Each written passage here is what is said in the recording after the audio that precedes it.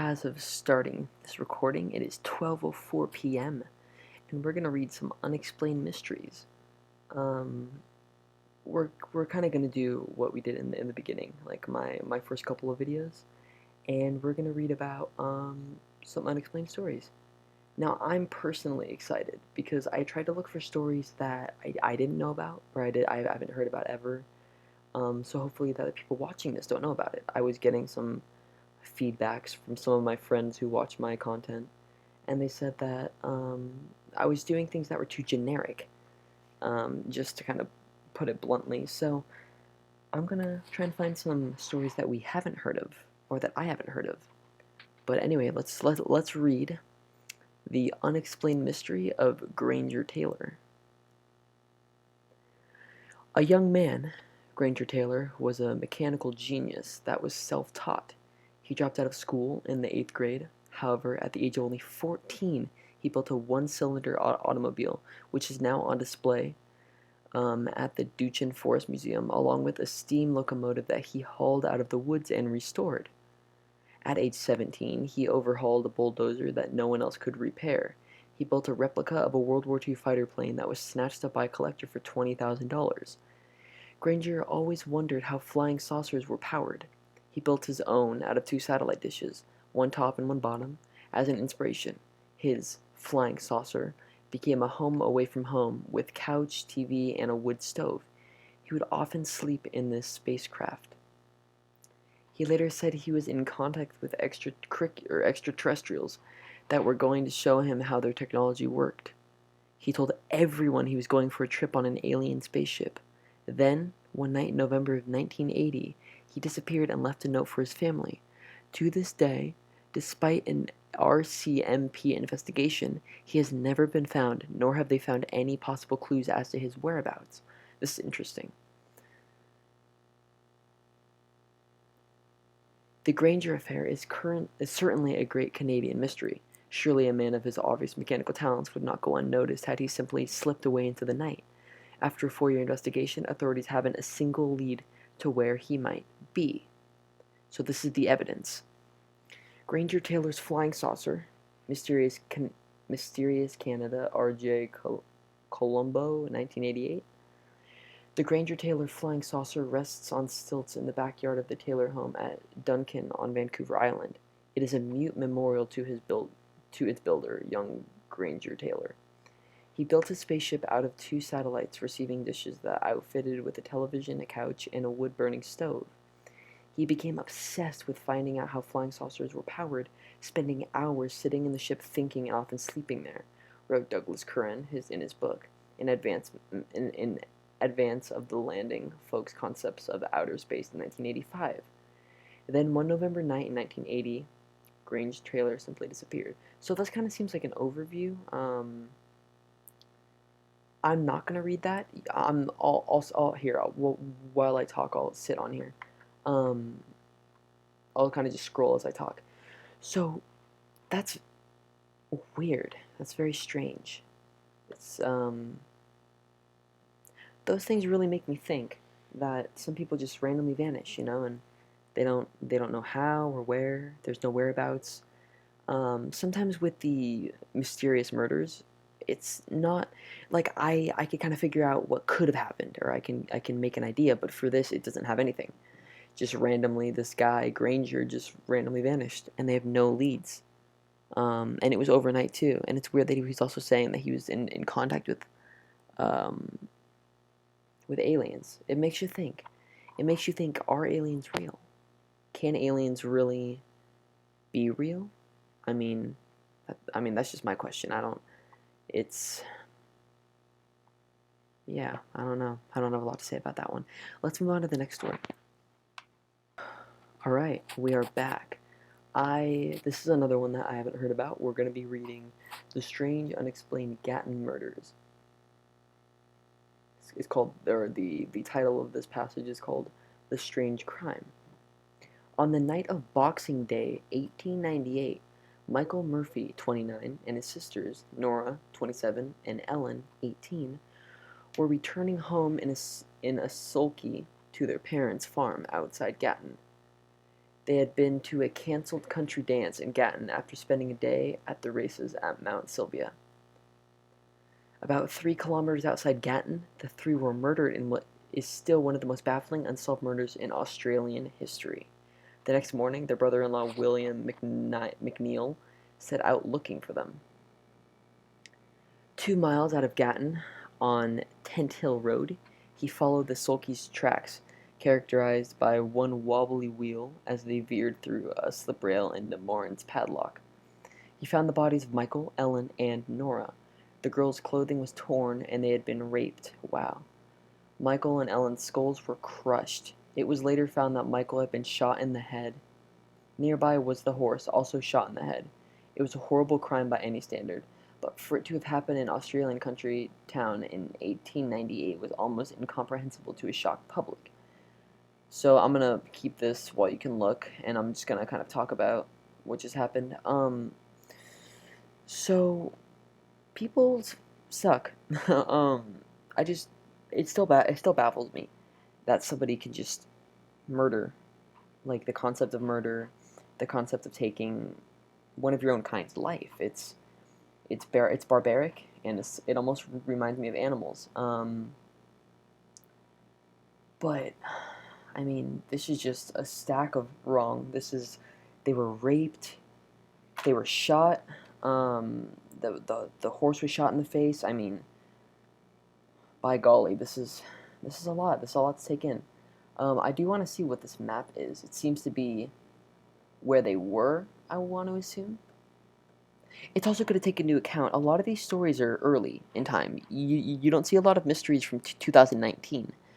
So you want to take into account that the technology in this time was not as good as it is now, and they didn't understand as many things as we do now. So there could be a lot more things happening that with fingerprints, excuse me, or blood, like if there was hair on the ground, there's no forensic you can't do anything forensic to figure out who the culprit is. So just keep that in mind when you're reading these, that these are always, I mean, not always, but they're mostly earlier in time, like with these black and white photos, like the 1800s, or early 1900s, middle 1900s. Anyway, the investigation. Numerous setbacks, which would most likely never occur today, hindered the investigation. Due to communication, see, okay, so this is what I was talking about. So, a lot of setbacks, which would never occur today because of technology, were hindered in the investigation. Due to communication breakdowns and reliance on telegrams to relay information, Brisbane police did not learn of the crime until 2 days later.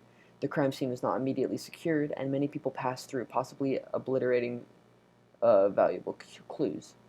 At the time, there was only one police photographer who was responsible for covering crimes throughout the state. Bodies were moved before photos could be taken. The press criticized the police for bungling. That's what I've never heard of that word. For bungling the investigation. Well, I'm sorry. I don't know why I think that word is funny. For bungling the investigation, while Inspector Urquhart criticized the press for its silly and unreliable reporting. Over the course of the investigation, the police interviewed more than 1,000 people. The case is unsolved. So, I want to point out, I want to say that because of the time, because of the lack of technology, it's not very surprising that whoever did this got away.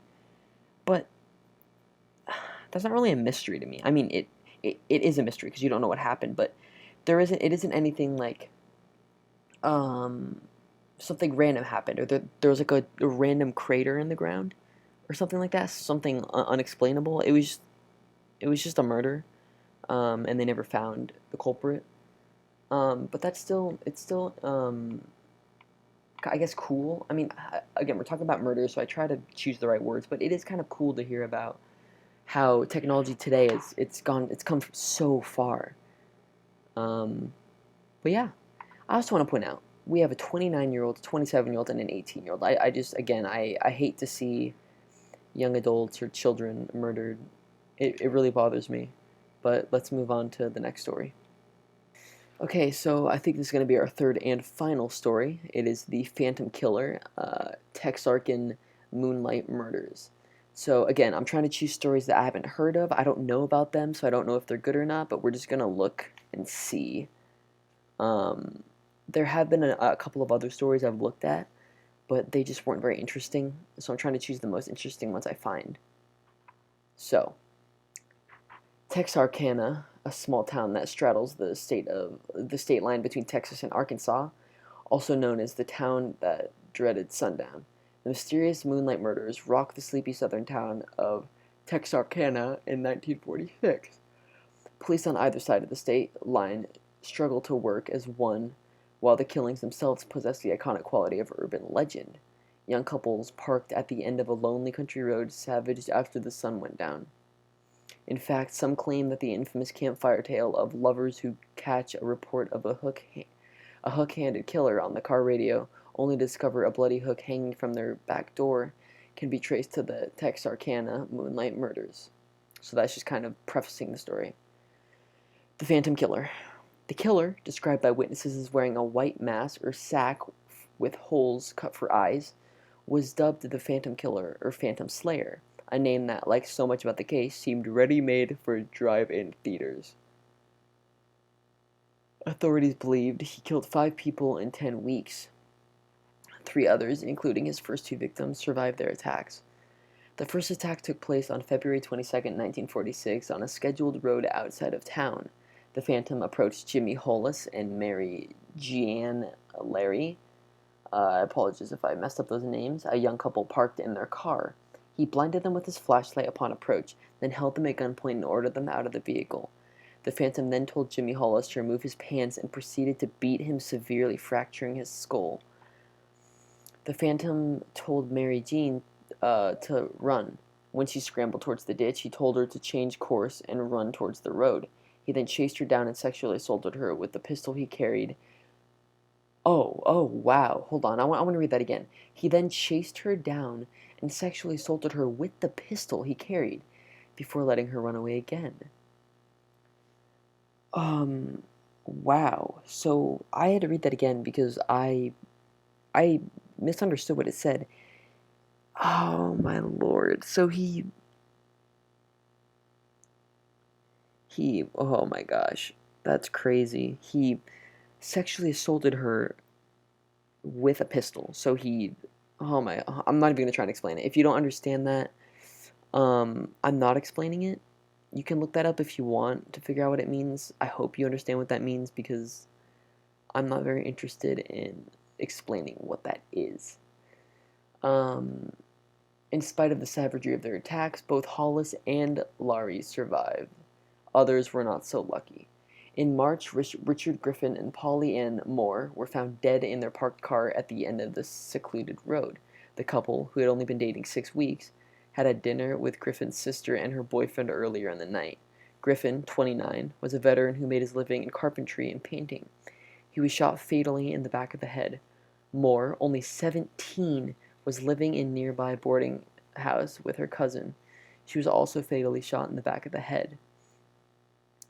So I think I said this in an earlier video, but uh, uh, some killers, it seems that they target a certain race or a certain age, a certain ethnicity, and for this one, it seems like the people targeted are couples. So I almost want to assume that the culprit of all these murders, maybe they were bullied when they were little, and they were bullied because they didn't have a girlfriend or boyfriend if it was a girl. Or maybe there was something like their wife had just left him and it broke them. But there always seems to be some trauma behind these murders. It always seems to be trauma behind um, whoever is conducting the murders. It usually, and I'm not going to say it always is, but it usually isn't just a random, like, I don't know, doctor who has a perfect life in a beautiful house and just decides to murder. It's usually, not always again, but it's usually there's a reason for it, and it just kind of shows you how messed up our brains can be. But let's continue. Final victims. A few weeks later, they were joined by another young boy and girl, Paul Marin and Betty Jo Booker. Booker was the Phantom's youngest victim at only 15 years old. Wow. Martin and Booker had begun dating after a long friendship dating back to kindergarten. Booker played the saxophone in a local band, and Marin came out to pick her up. Or Martin, I apologize, came out to pick her up. 5 hours later, Martin's body was discovered. Booker's body would not be found for another 6, laying 2 miles from Martin. In the first week of May, the Phantom Killer attacked what are his last official victims, a husband and a wife, in their farmhouse northeast of town. Virgil Starks was killed by 2 shots to the back of the head, but his wife Katie survived, in spite of being shot twice in the face and having to run down the street to a neighborhood house to get help.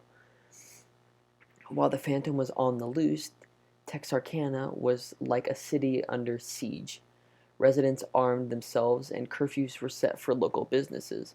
Despite the involvement of the Texas Rangers, no conclusive arrest was ever made in connection with the Moonlight murders. Theories spread wildly about the Phantom Killer's identity. The Phantom Killer targeted a couple and a lack of other... Let me restart that sentence, I butchered it. Theories spread wildly about the Phantom Killer's identity. The killer's targeting of couples and a lack of other identifiable motives, such as burglary or revenge, led many in the area to believe that the killer was some sort of sex maniac. Nearly 400 people were arrested in connection with the killings. Oh my gosh, 400 people. Suspects included a University of Arkansas freshman who committed suicide in 1948, an escaped German prisoner of war, and an LA resident who believed that he may have committed the crimes while in a coma. Interesting. So those are the 3 main ones. I don't know what the picture is of, but it seems to be someone deceased. So that's something to take in. Many people believe that a local man named Yoel Swinney, arrested in 1948 for auto theft, was the Phantom. His wife confessed to as much at the time, but by law she could not testify against her husband. That's interesting. She later repudiated her confession. I don't know if I said that word right. Swinney remained in prison as a habitual offender until 1973 and died in 1994 without ever implicating himself in the murders. Others remain unconvinced. A 1948 cold case involving the disappearance of 21-year-old Virginia Carpenter from Texarkana is thought by some to have been the work of the Phantom Killer, though Swinney was already in prison by that time. And in 1999 to 2000, an anonymous woman contacted surviving family members of the Phantom victims to apologize for what her father had done. But Yoel Swinney never had a daughter. A lot of thinking to be done. Those stories, I don't know, they're interesting. They're, again, going back to interesting. I don't know why, that's just the word that I come to. It's a lot. It's a lot to take in.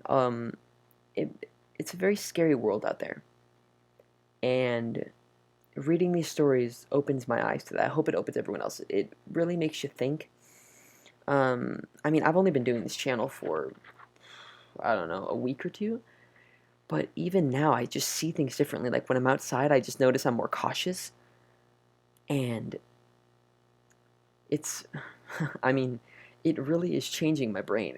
It makes you think that even if you think you're safe, you may be having the time of your life. You're married with, oh, I dropped my controller. You may think that you're doing fine. You know, you're married. You have a husband and a wife. You don't have both. You have either a husband or a wife. And then you may have a family, and then all of a sudden it could just change on just like that. So just be careful out there is what I'm going to leave at that. But thank you for watching. Thank you for listening to me read stories. If you enjoyed that, give me a like. If you didn't like it, give me a dislike so I know. And I will see you guys in the next video. Peace.